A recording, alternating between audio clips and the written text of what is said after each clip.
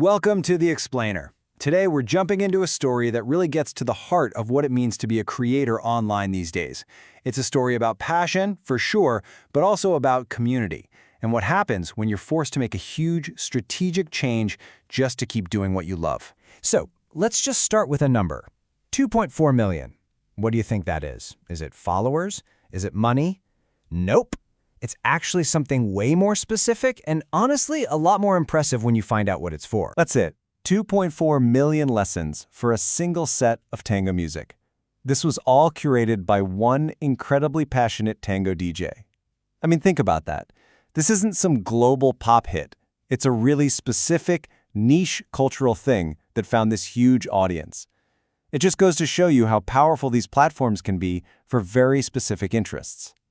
So how did this all happen? Okay, so our story really kicks off way back in 2007. We've got a DJ who's getting deep into tango. And this isn't just a casual thing, you know? It really became a mission to share this music with everyone. And that mission led to a massive, even record-breaking following on YouTube. And the strategy was brilliant in its simplicity. It was called the Tanda of the Week.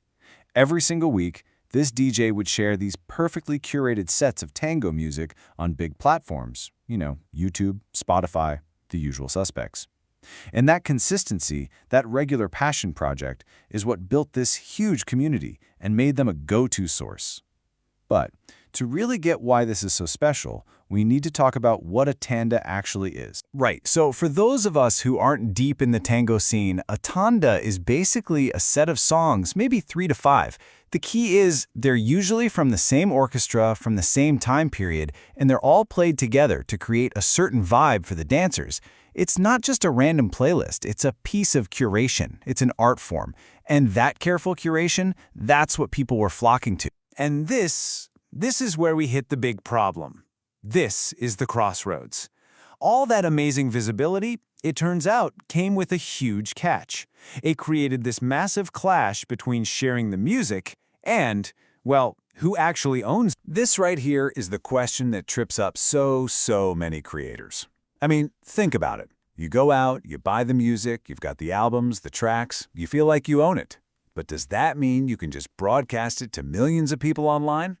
Well, as our DJ found out the hard way, the answer is a big fat no. Okay, let's break this down because it's super important. When you buy music, what you're really buying is a license for your own personal use. You can listen to it at home, in your car, whatever. But that's totally different from owning the copyright. Owning the copyright, that's the golden ticket. That's what gives you the right to copy it, to distribute it, to broadcast it to the public. And that's exactly what was happening on YouTube and Spotify. So what happens next? Well, the consequence was huge, and honestly, kind of painful. The DJ had to make a really tough call. They had to pull almost everything down. All that content that built their entire audience, gone. The huge library of tandas that people loved, wiped from YouTube and Spotify. But wait, this isn't a story about giving up. Not at all. It's a story about being smart and adapting. When the old way of doing things just wasn't going to work anymore, the DJ came up with a whole new game plan, a big pivot to a new platform, designed for this totally new reality. And the new strategy was super clear, broken down into 4 steps. Step 1, remove. Get all that public content off the big platforms. Step 2, revise. Use this as a chance to go back and actually improve the old material. Step 3, relaunch. Put all that great revised content up on Patreon, where supporters can access it directly.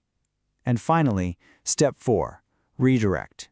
Use the main website to point all the fans to their new home on Patreon. And you can see just how massive this shift was. The old model was all about YouTube and Spotify trying to get as many eyeballs or ears as possible. The new model? It's all about Patreon and the DJ's own website. The goal isn't just broad visibility anymore. It's about getting direct support. And access changes from being free for everyone to being funded by the community, by the people who really truly value it. And along with that big pivot came a few other key changes. First, the website became the main hub, the ground zero for all announcements. From there, everything would point to Patreon. And second, a really practical move. prioritizing English for future posts to better connect with a worldwide audience of supporters. So, let's zoom out for a second. What does this one DJ story really tell us? Because it's about more than just tango, right? It's basically a perfect snapshot of the entire creator economy right now. All the challenges and all the new opportunities. This whole pivot really highlights 4 big things for us. First, that tricky copyright dilemma that so many creators face. Second, it shows the limits of building your entire world on free platforms that you don't actually control. Third, it points to the rise of community-funded models like Patreon. And maybe most importantly, it shows the incredible power of a small but super dedicated niche audience that's willing to pay for what they love. And you can hear the new focus in the DJ's own words. It's not about throwing a wide net anymore. The new mission is to serve the core community first, announce things on the website, and then guide people to Patreon. It's a complete shift in thinking, from just broadcasting out to everyone to actually building a community. And that really leaves us with a big, interesting question to chew on. As the big platforms get trickier to navigate with copyright and rules always changing, is this the future? A future that's less about chasing viral hits for a huge anonymous audience and more about building these smaller, dedicated communities that directly support the creators and the art that they just can't imagine living without. It's definitely something to think about. Thanks for joining us for this explainer.